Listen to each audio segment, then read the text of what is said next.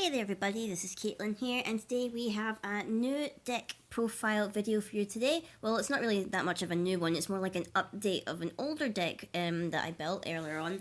It's kind of an updated take on my Sylvia Spellborn deck, which I have updated quite a couple of times since that video actually went up, but this is my most recent update for it, incorporating just a little bit of stuff from the Moonlit Savior. You'll probably see a couple of suggestions or whatever I took on board from people who helped me from the last video. So I'm just going to show off a couple of things. You'll probably recognise a few staples that I've kept in, but otherwise I'll just mainly be talking about some of the changes that I've made. So obviously, since it's a Sylvia deck, we're running Sylvia as our ruler.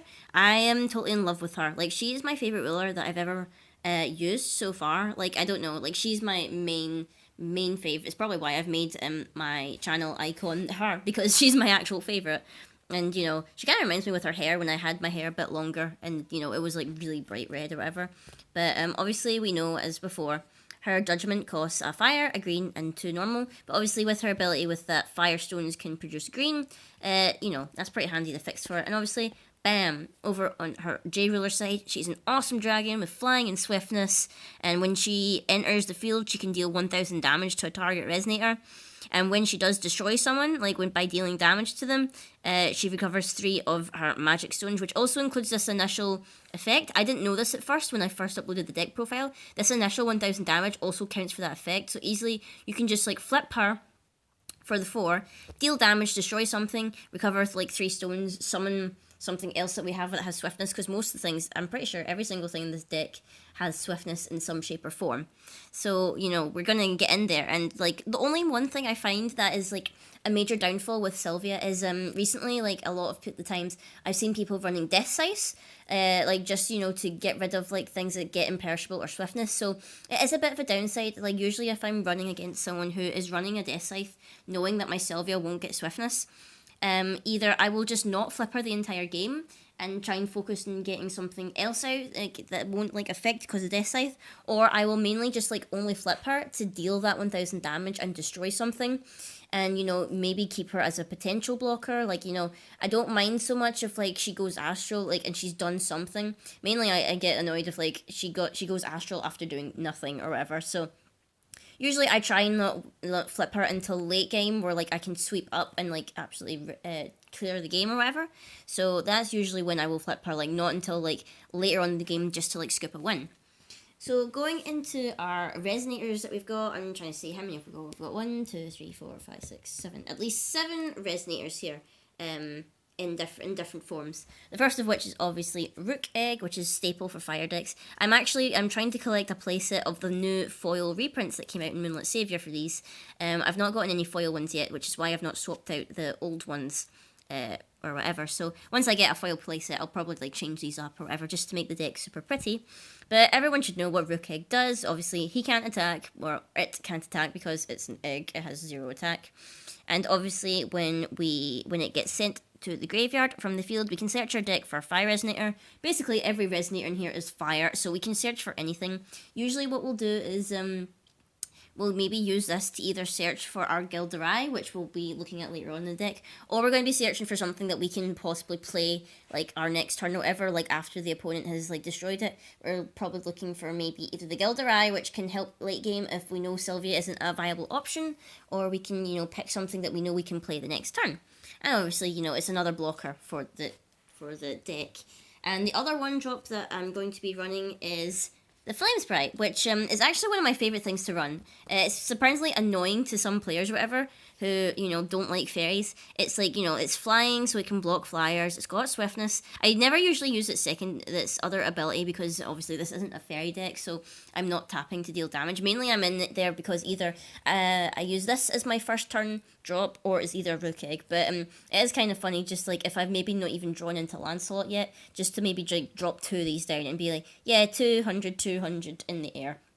Most of the time they're not blocking it or whatever, or they choose not to.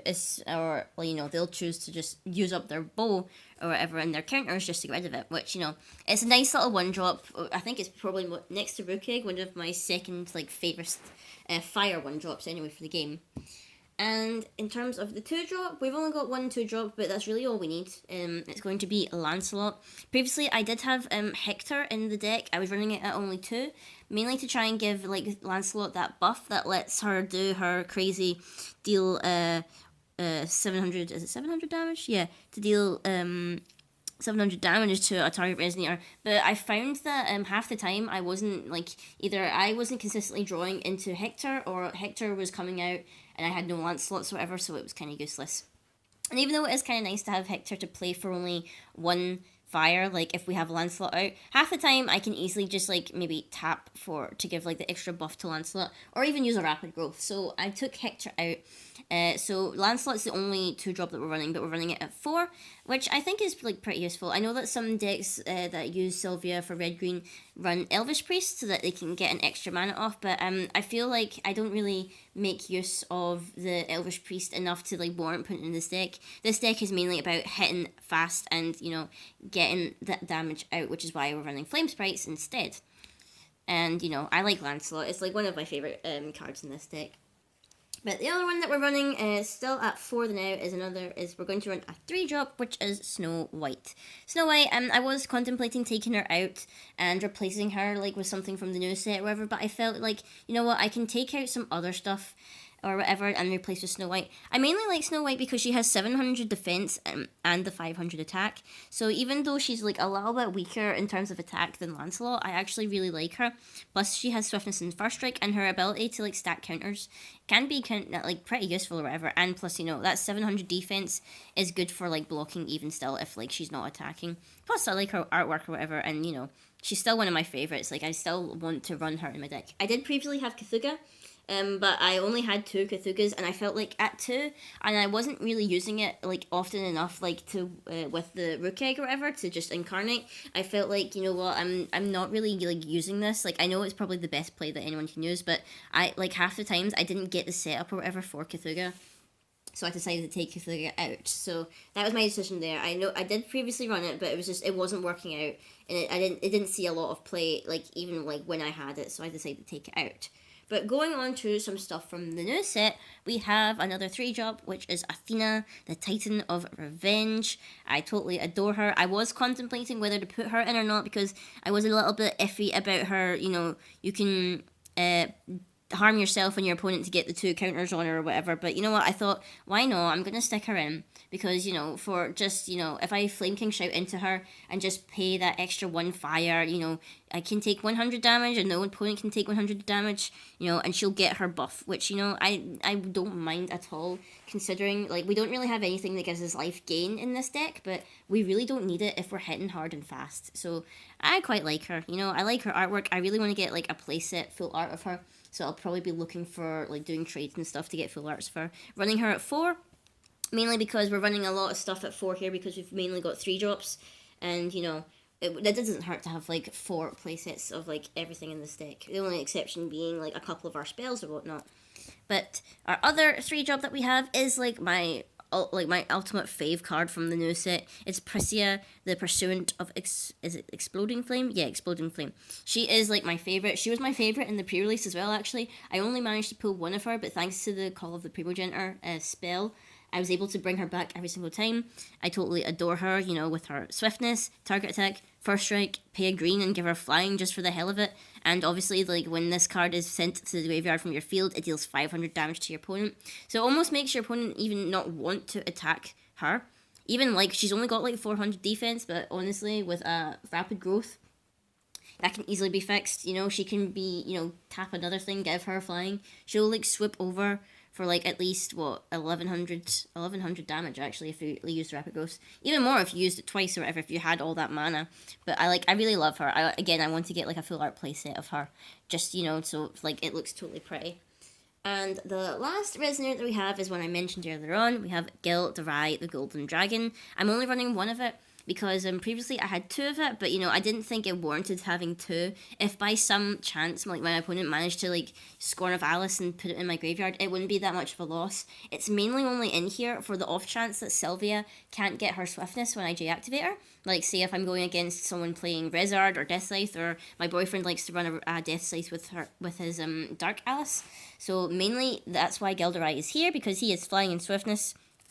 He's got that like bulky kind of defense where he's 1200, and obviously he gets a boost of 200 for every fire magic stone we have. And he's got that neat trick where if we really desperately need him back, like if he somehow dies, we can banish the fire magic stones to bring him back. But more often than not, he's only like there to like just in case Sylvia either isn't a viable option for sweeping up endgame, or maybe if like Sylvia ends up going astral or whatever.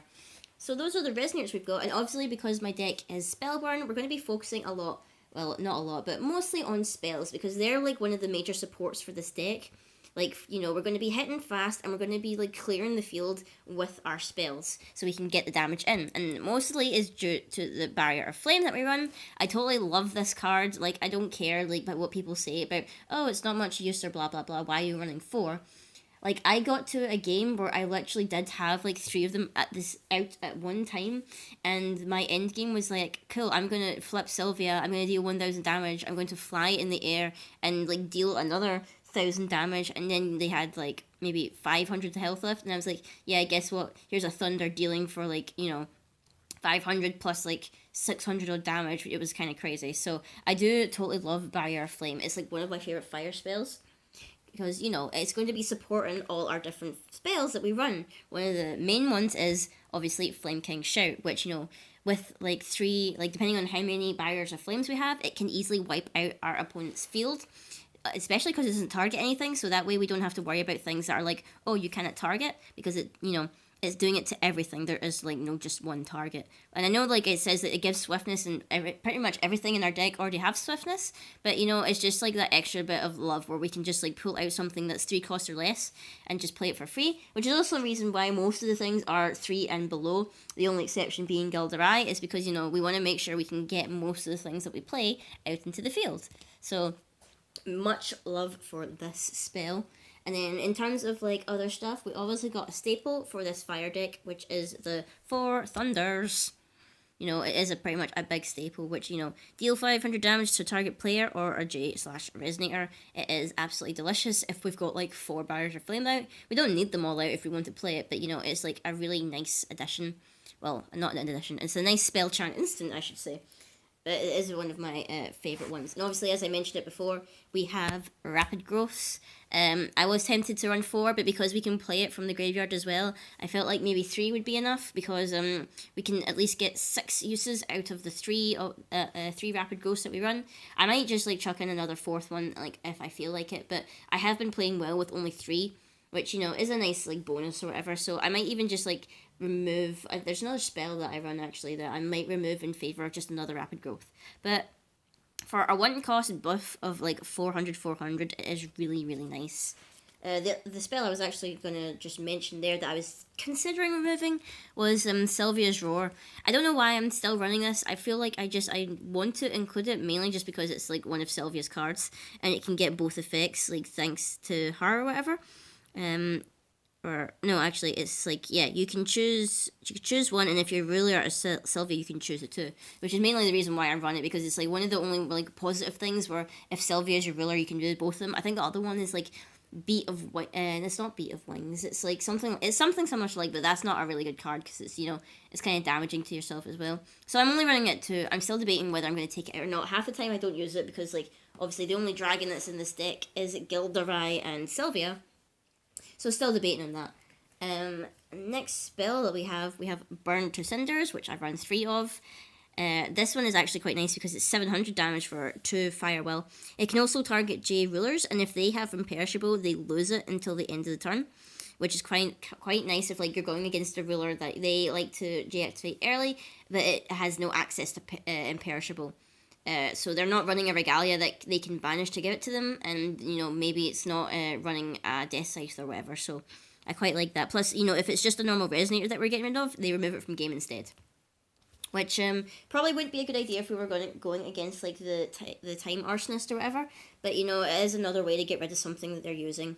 And our last spell that we have is Shadow Flame, running 3 of, again because similar reason to Rapid Growth is it's got the Remnant ability, so we can play it from the graveyard. This one is only 500 damage to a target Resonator, so maybe not as good because I prefer to use Flame King Shout, because a lot of the time I'm going against decks that say, oh, my Resonator can't be targeted by a spell. So it's only really there in the cases where either that ability isn't there or there is some way to work around it where I can do it on their turn instead, because usually most of the time those abilities are like only on the opponent's turn, and while it's their turn then you know that you can't stop you from playing these unless you know they have a counter to it. And the last thing that we're running is we're running 2 of these, the Laevateins. I can never remember how to pronounce this correctly. It's like Laevateinn or something like that. It's basically the demon sword. Mainly the reason that we're running this is because we can get that extra 200 damage when we tap with Sylvia. And obviously if we banish it, then we get imperishable. We already have swiftness, so we don't really need to worry about that. But I just like to run 2, just in case. And it's always nice to have that like option if we need it. And in terms of like the stones that we're running, just a staple, we have a little red, the pure stone. I changed it up for the black one because I managed to pull the black one and I think it's pretty cool looking. I do have a normal red one, but I love the color of the black one.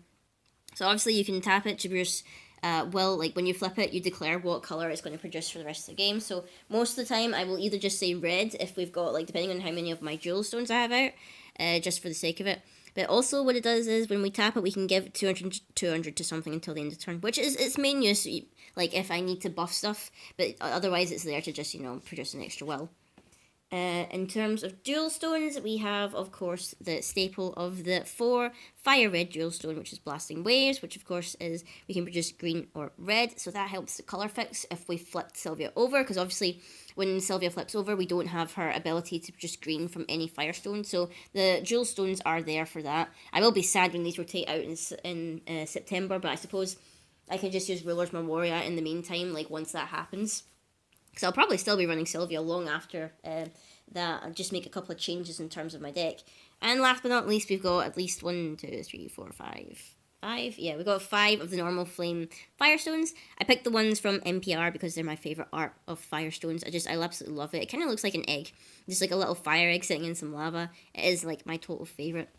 But there you go, guys. That's my updated deck profile for Sylvia. Let me know what you think of these changes that I've made. Do you agree or disagree with a couple of things? Or have your builds changed anyway since Moonlit Savior came out? Have you updated some old decks? I'll probably be updating a couple of old ones that I've done so far. I'm totally thinking of like revamping like Sacred Beasts. I'm thinking of doing like a Beast / Maribel combo, like with the new Maribel that is out. Like, so it's just like Pricia and Maribel from like the lore.